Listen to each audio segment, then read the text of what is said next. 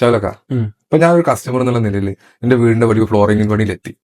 ഞാൻ എന്തിന് marble use ചെയ്യണം, അല്ലെങ്കിൽ ഞാൻ എന്തിന് എനിക്ക് വേണ്ടി മാർബിൾ സജസ്റ്റ് ചെയ്യണം, ഇതുകൊണ്ട് എനിക്ക് എന്താണ് ഉപയോഗം, അല്ലെങ്കിൽ എന്താണ് ഇതിന്റെ അതായത് മറ്റ് ഫ്ലോറിംഗ് മെറ്റീരിയൽസിൽ നിന്നും മാർബിൾ എങ്ങനെ വ്യത്യസ്തമാകുന്നത് അതിനെ പറ്റിയിട്ടൊന്ന്.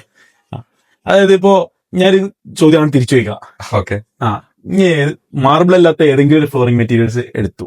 ഓക്കെ. ഒരു 5 വർഷം കഴിഞ്ഞപ്പോ ഒന്ന് പഴയതുപോലെ ഫീലായി, അതൊന്ന് പുതിയതാക്കണം. ഓക്കെ. എന്ത് ചെയ്യും? എന്റെ മുന്നിൽ ഒരു മാർഗം അത് പൊട്ടിച്ച് കളഞ്ഞ് എനിക്ക് പുതിയത് വെക്കേണ്ടി വരും. മാർബിൾ ആണെങ്കിൽ എന്റെ ആവശ്യമുണ്ടോ? മാർബിൾ ആണെങ്കിൽ ഇല്ല, നമുക്കിത് റീപോളിഷ്ഡ് ഓപ്ഷൻ ആണ്. അതെ, റീപോളിഷ് ഓപ്ഷൻ ചെയ്ത് കഴിഞ്ഞാൽ അതായത് അതിന് വലിയ കോസ്റ്റ് വരുന്നുണ്ടോ? ഇല്ല.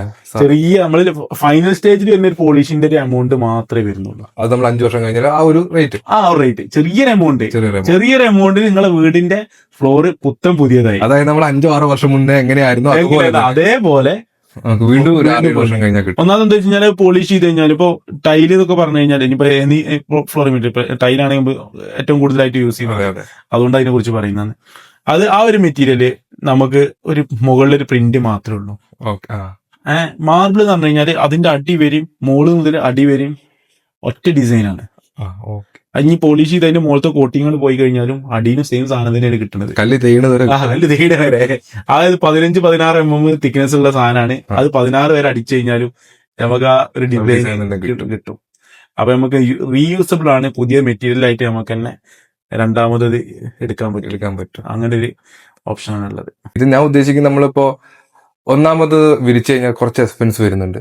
ഇതിനെ പറ്റിയിട്ട് എന്താണ്, അത് ടൈൽസും അതും തമ്മിലുള്ള വലിയ ടൈലുകൾ എടുക്കുന്ന സമയത്തും നമുക്ക് ഇപ്പോ വലിയ മാർബിളാണ്.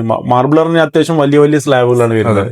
അപ്പൊ ഈ വലിയ ടൈൽ എടുക്കുന്ന സമയത്തും ഈ ഒരു എക്സ്പെൻസുകൾ വരുന്നുണ്ട്. കാരണം ഗമ്മ് ഇപ്പൊ ടൈൽ എന്നല്ല, ഏത് ഫ്ലോറിംഗ് പ്രൊഡക്റ്റ് ആണെന്നുണ്ടെങ്കിലും വലിയ സ്ലാബിലേക്ക് പോകുന്ന സമയത്ത് അതിൻ്റെതായ എക്സ്പെൻസുകൾ വരുന്നുണ്ട്. ഇപ്പൊ ഗമ്മ് വിരിക്കണം എന്നുണ്ടെങ്കിലും അതുപോലെ തന്നെ ലൈൻ ചാർജ് 6x4 മറ്റേ 4x2 അപേക്ഷിച്ചിട്ട് കൂടുതലാണ്.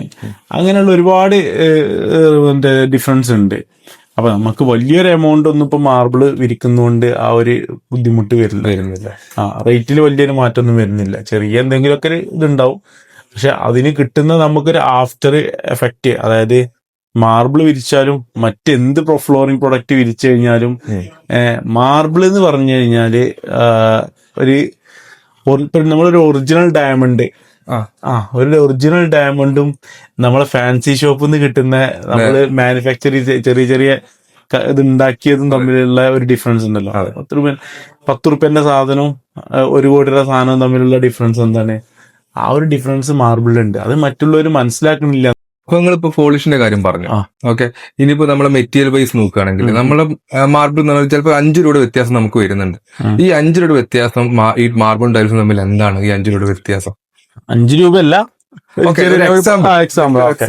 അപ്പോ ഒരു 10 റുപ്യന്റെ ഒക്കെ ഡിഫറൻസ് ഇപ്പൊ വലിയ ടൈൽസുമായിട്ട് ഇപ്പൊ 75 റുപ്യ 65 റുപ്യൊക്കെ ആ റേഞ്ചൊക്കെ ഇപ്പൊ വലിയ ടൈലുകൾ അപേക്ഷിച്ച് നോക്കുകയാണെന്നുണ്ടെങ്കിൽ നമുക്കൊരു 68 റുപ്യ മുതൽ 70 റുപ്യ മുതലൊക്കെ മാർബിൾ അവൈലബിൾ ആണ്.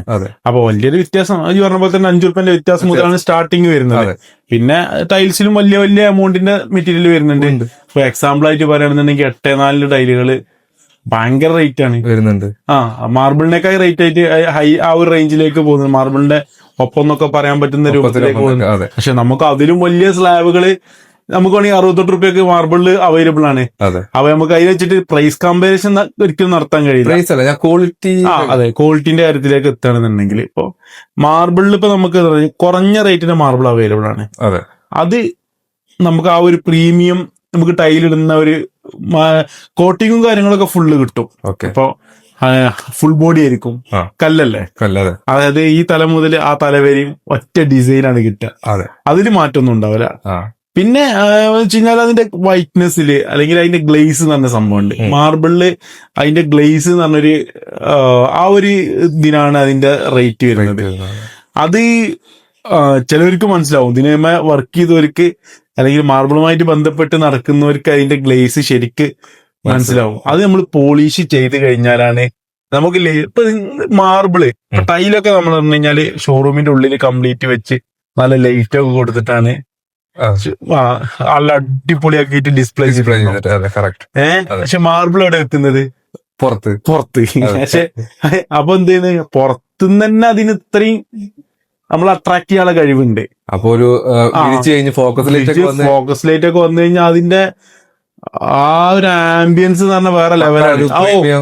പ്രീമിയം എന്ന് പറഞ്ഞാല് പക്ക പ്രീമിയം ആണ്. ആംബിയൻസ് വേറെ ലെവലാണ് ഇതിന്റെ. അപ്പോ അതാണ് ആ ഒരു വ്യത്യാസമാണ് ശരിക്ക്. അത് നല്ല റേറ്റ് കൂടുന്നതിനനുസരിച്ചിട്ട് അതിന്റെ ആംബിയൻസിന് അൺലിമിറ്റഡ് ആണ്. അതിന്റെ ആംബിയൻസിനനുസരിച്ചാണ് അതിന്റെ റേറ്റിൽ ഇങ്ങനെ മാറ്റം വരുന്നത്. അത് ലൈറ്റ് ഒക്കെ കൊടുത്തിട്ട് ഇങ്ങനെ നല്ല വിരിച്ച് നല്ല പോളിഷൊക്കെ ചെയ്തിട്ട് ഇങ്ങനെ വന്നു കഴിഞ്ഞാല് ഭയങ്കര ആംബിയൻസ് ആയിരിക്കും. അതാണ് മെയിൻ ആയിട്ട്. ലക്ഷറിയാണ് ശരിക്കും മാർബിള്. നമുക്ക് വിരിച്ച ലക്ഷറി ഫീൽ. ലക്ഷറി ഫീൽ എന്ന് പറഞ്ഞാൽ അതിന്റെ ലൈറ്റ് ഒക്കെ വന്നു കഴിഞ്ഞാല് ഭയങ്കര ഒരു അട്രാക്റ്റീവ്. നമ്മളിപ്പോ 68 രൂപയുടെ വിരിച്ചാലും 68 രൂപയുടെ വിരിച്ചാലും ആ ഒരു ലക്ഷറി ഫീൽ കിട്ടും. 68 രൂപ വിരിച്ചു കഴിഞ്ഞാല് ലക്ഷറി ഫീൽ കിട്ടും. അതിങ്ങനെ റേറ്റ് കൂടുന്നതിനനുസരിച്ചിട്ട് ആ ഒരു ഫീല് ഇങ്ങനെ കൂടി വരും.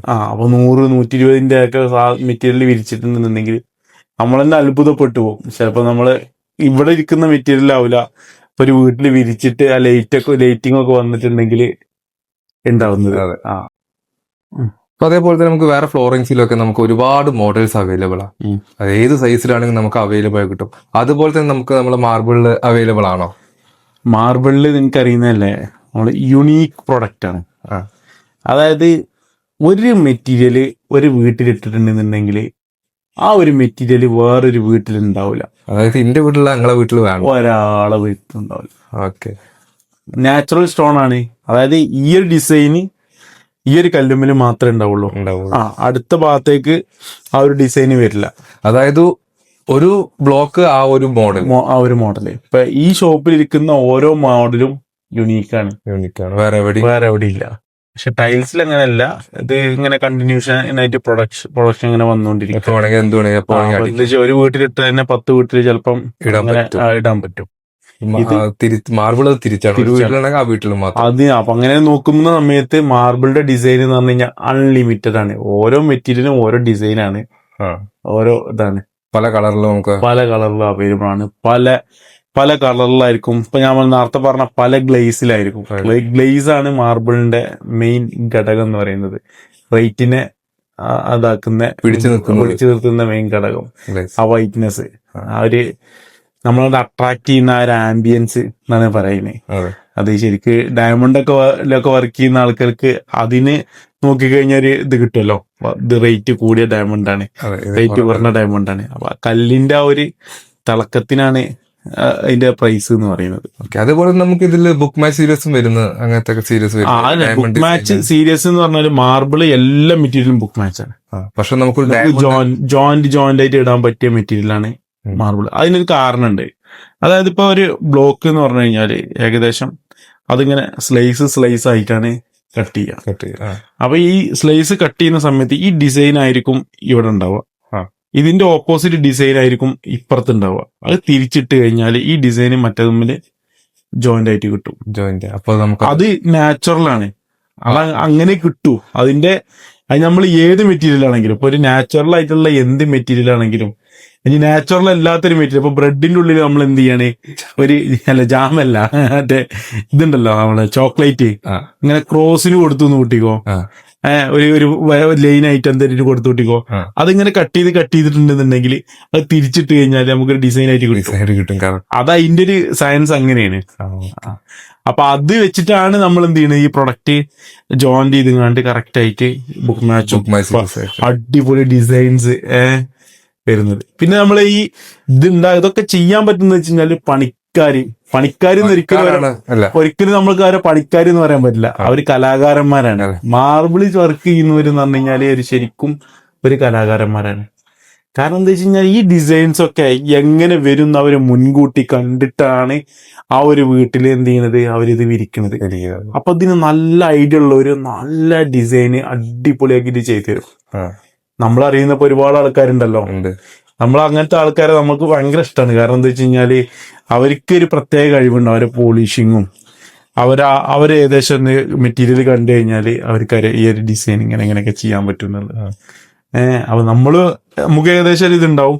അപ്പൊ എന്താ വെച്ച് കഴിഞ്ഞാൽ അവര് എന്ത് ചെയ്യാം, പിന്നെ നല്ല പണിക്കാരെ വെച്ചിട്ട് മാർബിൾ എപ്പോഴും ചെയ്യാം. നല്ല ഐഡിയ ഉള്ള ആൾക്കാരെ വെച്ചിട്ട് ചെയ്യാം.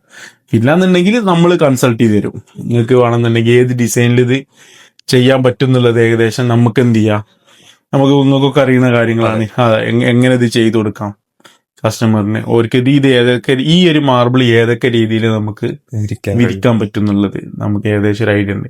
അപ്പൊ ആ ഒരു ഇത് വെച്ചിട്ട് എന്ത് ചെയ്യാം, നമുക്ക് കൊടുത്തിട്ട് ആ ഒരു ഡിസൈനിൽ എന്ത് ചെയ്യാം, ഈ പണിക്കാരോട് വിരിക്കാൻ പറയാം. അങ്ങനത്തെ നല്ല സ്കില്ലഡ് ആയിട്ട് ലേബേഴ്സ് വേണം കേട്ടോ.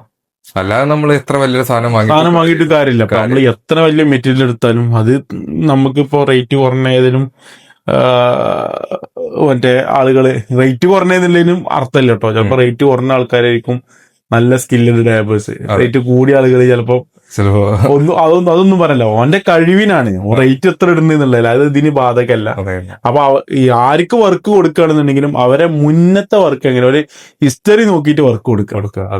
അല്ലാന്നുണ്ടെങ്കിൽ ഇപ്പൊ നിങ്ങൾ ഏത് ഷോപ്പിൽ നിന്നാണ് മെറ്റീരിയൽ എടുക്കുന്നത് വെച്ചാൽ ആ ഷോപ്പിൽ അവരോട് ചോദിക്കുക. നല്ല സ്കില്ലഡ് ആയിട്ടുള്ള ലേബേഴ്സ് നമുക്ക് ആവശ്യമുണ്ട്. കാരണം അവർക്ക് അറിയുണ്ടാവും. ഇപ്പൊ നമുക്കാണെന്നുണ്ടെങ്കിൽ നമ്മുടെ അടുത്ത് ഒരുപാട് പേരുണ്ട്, നമുക്കറിയാം ഇന്ന ആളടുത്ത് കൊടുത്തു കഴിഞ്ഞാൽ സാധനം ഉഷാറാക്കിയിട്ട് സെറ്റാക്കി കൊടുക്കും എന്നുള്ളത്. അപ്പൊ അവരോട് ചോദിക്കുക. അപ്പൊ അവര് ഏൽപ്പിച്ചു തരും നല്ല പണിക്കാരെ. അങ്ങനെ നിങ്ങൾക്ക് അറിയില്ലെങ്കിൽ അല്ലെങ്കിൽ നിങ്ങൾ എന്ത് ചെയ്യാ, നിങ്ങൾ തന്നെ സ്വന്തമായിട്ട് നോക്കിയാലും മതി. ഈ വർക്കർ ഏത് മറ്റേ മുമ്പ് വർക്ക് ചെയ്തത് എവിടെയാണ്, അവന്റെ വർക്ക് എങ്ങനെയുണ്ട്, എന്താണ് നമുക്ക് കുഴപ്പമൊന്നുമില്ലല്ലോ, വേറെ പ്രശ്നങ്ങളൊന്നും ഇല്ലല്ലോ എന്നുള്ളത് നോക്കിയിട്ട് ഹിസ്റ്ററി നോക്കിയിട്ട് എന്ത് ചെയ്താൽ മതി, കൊടുത്താൽ മതി. നല്ലൊരു പണിക്കാരൻ തന്നെ വേണം. നല്ല പണിക്കാർ കലാകാരന്മാരാണ് ഞാൻ കലാകാരന്മാരാണ് വേണം. അതെ അതാണ്. ഓക്കെ.